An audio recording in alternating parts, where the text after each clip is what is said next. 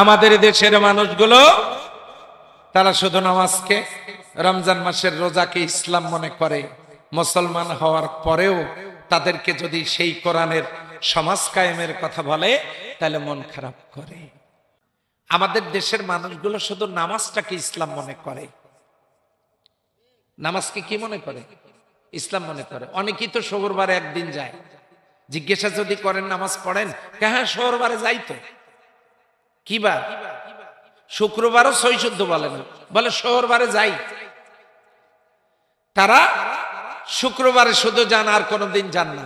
নাম হাজিরে দিতে যান যে উনি মুসলমানের তালিকায় আছেন। এখন এই যে দেখেন সামনে যে ফুলগুলো, এগুলো কি বাগানে ফোটা না বানানো? এগুলো ফুলের মতো, কিন্তু ফুল না। ইউরিয়া সারগুলো দেখতে হোমিও বড়ির মতো, কিন্তু হোমিও বড়ি না। ফটোকপি দেখতে অরিজিনালের মতো, ফটোকপি কখনো অরিজিনাল না। তাহলে এই ফুল দেখতে ফুলের মতো, ফুল না। ইউরিয়া সার দেখতে হোমিও বড়ির মতো, হোমিও বড়ি না। ফটোকপি দেখতে অরিজিনালের মতো, কিন্তু ফটোকপি অরিজিনাল না। এই সমাজে অনেক লোক আছে দেখতে নামাজিদের মতো, দেখতে মুমিনের মতো, আসলে কি না। হ্যাঁ, এটা মনে রাখতে হবে, কোরআন বুঝতে হবে। এখন নামাজকে ইসলাম মনে করেন, করতেই হবে। মা সালাকাকুম ফি সাকার, তোমাকে সাকারের মধ্যে আনলো কিসে? বলু, তারা জবাব দিবে লাম নাকু মিনাল মুসাল্লিন, আমরা জমিনে নামাজ আদায় করতাম না, এ কারণে সাকারে জাহান্নামের মধ্যে এসেছি। মান তারাকা সালাত মুতাআম্মিদান ফাকাদ কাফারা, যে ব্যক্তি ইচ্ছাকৃত নামাজ ছেড়ে দিল সে কুফরি করলো। নামাজ তো পড়বই, কিন্তু নবী নামাজ পড়েছেন কতদিন তাকে একটু জানা দরকার না? বিশ্বনবী সাল্লাল্লাহু আলাইহি সাল্লাম নামাজ পড়েছেন 11 বছর কয়েক মাস। জন্মগ্রহণের পর থেকে 40 বছর পর্যন্ত এক ওয়াক্ত সালাত আদায় করেন নাই। কারণ ওহী নাজিল হয় নাই, নামাজের বিধান আসেনি, তিনি সালাত আদায় করেন নাই। 40 বছর বয়সে ওহী প্রাপ্ত হয়েছেন, 51 বছর কয়েক মাস পর্যন্ত তিনি এক ওয়াক্ত সালাত আদায় করেন নাই। বিধান আসেনি, সালাত ফরজ হয়নি, তিনি সালাত আদায় করেননি।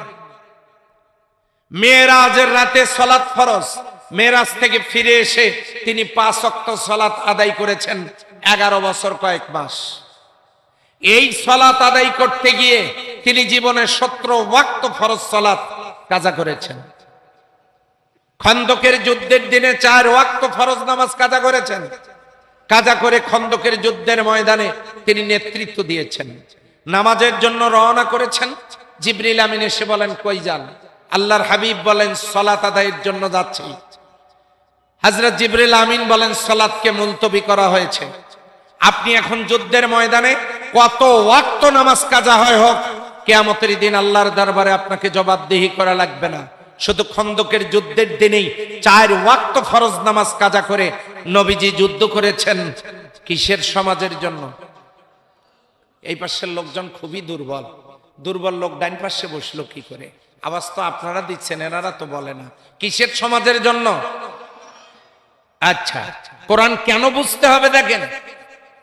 তাহলে সালাত, ফরজ সালাত কাজা করে বিশ্বনবী কাফেরদের বিরুদ্ধে 27টা যুদ্ধের নেতৃত্ব দিতে গিয়ে 17 ওয়াক্ত ফরজ সালাত তার জীবন থেকে ছুটে গেছে। কাজা আদায় করেছেন পরে, কিন্তু ফরজ সালাত কাজা করে কোরআনের জন্য লড়াই করেছেন তিনি। এবারে কোরআন বুঝতে হবে কেন আমার দেশের মানুষ শুধু রোজাকে ইসলাম মনে করে। এবার আসুন, বিশ্বনবী রোজা পালন করেছেন কতদিন জেনে নেই। বিশ্বনবী রোজা করেছেন মাত্র 8 বছর। হিজরত করে মদিনায় যাওয়ার পরে দ্বিতীয় হিজরিতে রোজা ফরজ, 8 বছর রোজা করেছেন। সেই রোজা পালন করতে গিয়ে 2 বার ফরজ রোজা তিনি কাজা করেছেন। প্রথমবার বদরের যুদ্ধের দিনে 17ই রমজান দিনের বেলা জোহরের পরে আসরের আগে 1 পেয়ালা পানি নিয়ে সাহাবীদের উদ্দেশ্যে উনজুরিলাই, এদিকে তাকাও, সাহাবাগণ তাকালেন।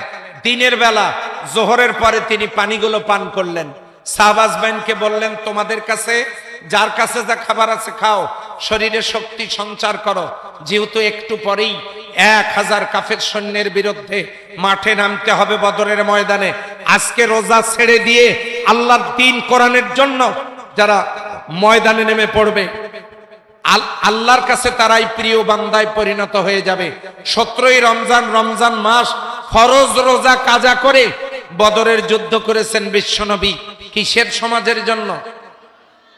রাসূলুল্লাহ সাল্লাল্লাহু আলাইহি ওয়াসাল্লাম হিজরত করে মদিনায় গিয়ে দেখেন, মদিনায় 3টা বড় বড় গোত্র, আউস, খাজরাজ, বনি কাইনুকা, 3টা গোত্র ইহুদিদের গোত্র। বিশ্বনবী মুসলিমদেরকে নিয়ে হিজরত করলেন। করার পরে ওখানে গিয়ে দেখেন ইহুদিরা উত্তরের দিকে মুখ করে তারা উপাসনা করছে। আল্লাহর হাবিব বললেন, এই দিকে মুখ করে তোমরা উপাসনা করো, এই দিকে কি তোমাদের? বলতেছে আমাদের উপাসনালয় এই দিকে। জায়গাটার নাম কি? বাইতুল মাকদাস। বাইতুল মাকদাসকে আমরা উপাসনালয় মনে করে আমরা এই দিকে উপাসনা করি। রাসূলুল্লাহ সাল্লাল্লাহু আলাইহি সাল্লাম বললেন, ওটা আমারও কিবলা। রাসূলুল্লাহ সাল্লাল্লাহু আলাইহি সাল্লাম কিবলার দিকে মুখ করে সালাত আদায় করতেন, কিন্তু হিজরত করে মদিনায় গিয়ে তিনি কিবলা পরিবর্তন করলেন। কাবার দিকে মুখ করে সালাত আদায় না করে বাইতুল মুকাদ্দাসের দিকে মুখ করে তিনি সালাত আদায় করতে থাকলেন। ইহুদিরা বললেন, লোকটা তো খুব ভালো, মিথ্যা কথা বলে না, আমানতের খেয়ানত করে না, আচার ব্যবহার সুন্দর, চেহারাও সুন্দর, আমাদের কিবলাকে কিবলা মানে, লোকটার সাথে আমাদের জোট গঠন করা যায়। 3টে ইহুদি গোত্র এবং বিশ্বনবী সাল্লাল্লাহু আলাইহি ওয়াসাল্লাম, আল্লাহর হাবিব সাল্লাল্লাহু আলাইহি ওয়াসাল্লামের নেতৃত্বে মদিনায় জোট গঠন হলো মদিনার নিরাপত্তার জন্য। এখন আপনাদেরকে বুঝতে হবে, মদিনায় গিয়ে বিশ্বনবী ইহুদিদের সাথে জোট গঠন করলেন। ইহুদি গোত্র 3টা, মুসলিমদের 1টা, ওখানে 4টা দল মিলে জোট গঠন হলো। এখন নবীজি যে ইহুদিদের সাথে জোট গঠন করলেন, কোরআন ইসলামকে ধ্বংস করার জন্য না এগিয়ে নেওয়ার জন্য।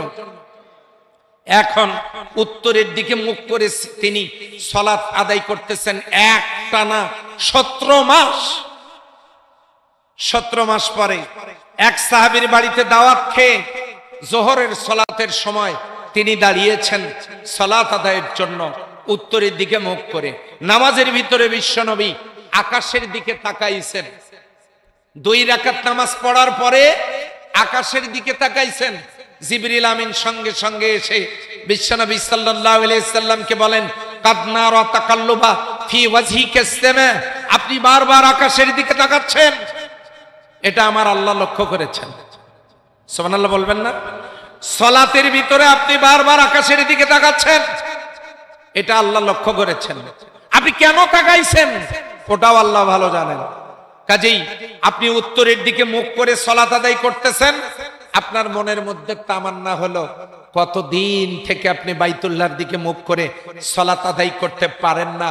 ইয়া রাসূলুল্লাহ সাল্লাল্লাহু আলাইহি সাল্লাম, আপনার মনের মধ্যে আশা কিবলার দিকে মুখ করে নামাজ পড়ার, আপনি ইহুদিদের সাথে জোট গঠন করে আপনার দলের কাজ আগায় নেওয়ার জন্য আপনি যে জোট গঠন করে 17 মাস কাজ করেছেন। কি কাজ করেছেন? আমাদের দেশের ইমামেরা ফজরের পরে ঘুরে বসে মুনাজাত করে, আসরের পরে ঘুরে বসে দোয়া কালাম পড়ে মুনাজাত করে। বিশ্বনবী সাল্লাল্লাহু আলাইহি সাল্লাম ফজরের পরে ঘুরে বসে সাহাবা আজমাইনদেরকে দায়িত্ব ভাগ করে দিতেন। ওমর অমুক জায়গায় দাঙ্গা ঝামেলা, যাও সমাধান করে আসো। আর ওসমান তুমি ত্রাণ সামগ্রী নিয়ে যাও। আলী তুমি শিক্ষা কার্যক্রম পরিচালনার জন্য যাও। আবু হুরায়রা হাদিসগুলো সাজাও, মুখস্থ করো।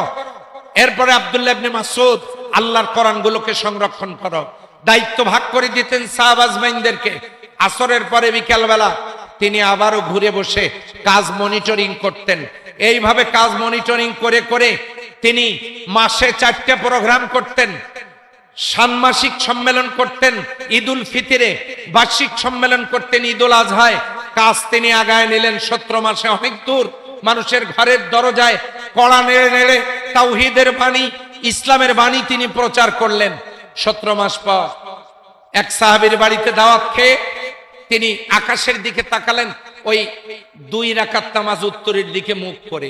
মনের মধ্যে আশা তিনি কিবলার দিকে মুখ করে সালাত আদায় করতে চান। আল্লাহ তাআলা জিবরিল আমিনকে বলে দিলেন নবীজিকে বলো সে তার কিবলা পরিবর্তন করুক। সঙ্গে সঙ্গে জিবরিল আমিন গিয়ে বললেন ঠিক আছে, উত্তরের দিকে মুখ করেছে, নিয়ত করেছেন, এখন আপনি দক্ষিণের দিকে মুখ করেন। এই মাহফিলে যে সমস্ত হাজিউল হারামাইনগণ আছেন তারা ওই মসজিদে নামাজ পড়েছেন। ওখানে একটা মসজিদ নির্মাণ হয়েছে, মসজিদটার নাম মসজিদে জুল কিবলাতাইন। কি আপনারা পড়ছেন কিনা? মসজিদে জুল কিবলাতাইন, দুই কিবলার মসজিদ। ওখানে উত্তরের দিকে মুখ কিবলা, দক্ষিণের দিকে ও কিবলা। উত্তরের দিকে 2 রাকাত, দক্ষিণের দিকে 2 রাকাত সালাত বিশ্বনবী আদায় করেছেন। সম্মানিত ভাইয়েরা, তিনি কিবলা পরিবর্তন করে যখন দক্ষিণের দিকে মুখ করে সালাত আদায় করছেন, মদিনা উত্তরে, দক্ষিণে মক্কা, কিবলা দক্ষিণে, দক্ষিণের দিকে মুখ করে যখন সালাত আদায় করছেন, সঙ্গে সঙ্গে ইহুদিরা বলা বলি শুরু করলো যে লোকটা তো সুবিধার না, লোকটা তো ভালো লোক না, এতদিন সাথে আমাদের সাথে জোট করিয়া মিল দিয়া উত্তরের দিকে মুখ করে আমাদের বাড়িতে বাড়িতে তাওহীদের বাণী প্রচার করলো, আরে এখন আবার কিবলা পরিবর্তন করলো। সঙ্গে সঙ্গে আয়াত নাজিল হলো, সায়াকুলু সুফাহাউ মিনান নাসি মা ওয়াল্লাহুম আন কিবলাতিহিম আল্লাতী কানু আলাইহা কুল লিল্লাহিল মাশরিকু ওয়াল মাগরিবু ইয়াহদি মান ইয়াশাউ ইলা সিরাতিম মুস্তাকিম। নির্বোধ লোকেরা বলা বলি করতেছে, সায়াকুলু সুফাহাউ মিনান নাসি মা ওয়াল্লাহু আন কিবলাতিহিম আল্লাতী কানু আলাইহা। এই লোকটা এতদিন পর্যন্ত যেদিকে মুখ করে নামাজ পড়লো, আজকে আবার কিসে তার কিবলা পরিবর্তন করে দিল? আল্লাহ আয়াত দিয়ে জানাই দিলেন, কুল লিল্লাহিল মাশরিকু ওয়াল মাগরিবু ইয়াহদি মান ইয়াশাউ ইলা সিরাতিম মুস্তাকিম। আল্লাহ তাআলা জানাই দিলেন তোমরা যেদিকে মুখ ফেরাও না কেন, কে আছেন? কিবলা পরিবর্তন হয়ে গেল। এবারে আসুন, বিশ্বনবী কিবলাটা পর্যন্ত পরিবর্তন করে 17 মাস উত্তরের দিকে মুখ করে সালাত আদায় করলেন। কিসের কাজ আগায় নেওয়ার জন্য? অষ্টম হিজরি রাসূলুল্লাহ সাল্লাল্লাহু আলাইহি সাল্লাম টুপি খুললেন, পাঞ্জাবি খুললেন, রুমাল খুললেন, জুব্বা খুললেন, পাগড়ি খুললেন, সেলাই করা জামা খুললেন, এক টুকরো কাপড় কোমরে, আর এক টুকরো কাপড় কাঁধে, 2 টুকরা কাপড় শরীরে। নিজে পড়লেন কাফনের কাপড়, নিজে পড়লেন ইহরামের কাপড়। হাজিউল হারামাইনেরা এখনো মক্কায় গিয়ে তারা এখানে বিমানবন্দরে ইহরাম পরে তারা কাবার উদ্দেশ্যে রওনা করে। তাহলে ইহরামের কাপড় পরেন 2 টুকরা কাপড়, যেটাতে পকেট নাই, যেটাতে সেলাই নাই। এই কাপড় এক টুকরা কোমরে, আর এক টুকরা কাঁধে। এই কাপড় নিজে পরলেন। 10,000 সাহাবীকে এই কাপড় পরালেন। পরানোর পর রাসূলুল্লাহ সাল্লাল্লাহু আলাইহি সাল্লাম কাফনের কাপড় পরে মিছিল করছেন। অষ্টম হিজরি 18ই রমজান। ডেট, তারিখ, সময়, সাল দিয়ে দিলাম, আপনারা এগুলো মিলাই নেবেন। অষ্টম হিজরি 18ই রমজান বিশ্বনবী মিছিল করছেন। সেই মিছিলের লিড দিচ্ছেন নবী নিজেই। স্লোগান কি? লাব্বাইক আল্লাহুম্মা লাব্বাইক, লাব্বাইক লা শারীকা লাক লাব্বাইক, ইন্নাল হামদা ওয়ান নি'মাতা লাকা ওয়াল মুলক লা শারীকা লাক। এই মিছিল নিয়ে যখন তিনি মক্কার উদ্দেশ্যে রওনা করেছেন, মক্কার কাফেরেরা সংবাদ পেল মুসলমানেরা সেলাই করা জামা খুলে কাফনের কাপড় নিয়ে মিছিল সহকারে মক্কার দিকে আসতেছে। অবস্থা দেখে মনে হচ্ছে তারা জীবন দিবে কিন্তু মক্কা ছেড়ে দেবে না। কাফেরেরা জান বাঁচানোর জন্য পালিয়ে গেল। বিশ্বনবীর নেতৃত্বে মুসলিমরা যখন কাবার চত্বরে প্রবেশ করলেন, তারিখটা ছিল 18ই রমজান। এই রমজান মাসের 18 তারিখে ফরজ রোজা ছেড়ে দিয়ে বিশ্বনবী মক্কা বিজয় করেছেন। সুবহানাল্লাহ কি আওয়াজ দিয়ে বলবেন না? এবারে জিজ্ঞাসা করতে চাই, আল্লাহর নবী সাল্লাল্লাহু আলাইহি সাল্লাম হিজরত করে মদিনায় গিয়ে ইহুদিদের সাথে জোট গঠন করেছেন কিসের সমাজের জন্য? তিনি শরীরের সেলাই করা কাপড় খুলে কাফনের কাপড় পরে মিছিল করেছেন কিসের সমাজ কায়েমের জন্য? 18ই রমজানে ফরজ রোজা ছেড়ে দিয়ে মক্কা বিজয় করেছেন কিসের সমাজের জন্য? আমাদের দেশের মানুষগুলো তারা শুধু নামাজকে, রমজান মাসের রোজাকে ইসলাম মনে করে। মুসলমান হওয়ার পরেও তাদেরকে যদি সেই কোরআনের সমাজ কায়েমের কথা বলে তাহলে মন খারাপ করে। আসতে বলেন, শুনতে পারে। মন খারাপ করে না করে না? মন খারাপ করে। বুঝতেই হবে যে ইমানটা এখনো আল্লাহর দরবারে পৌঁছে যায় নাই।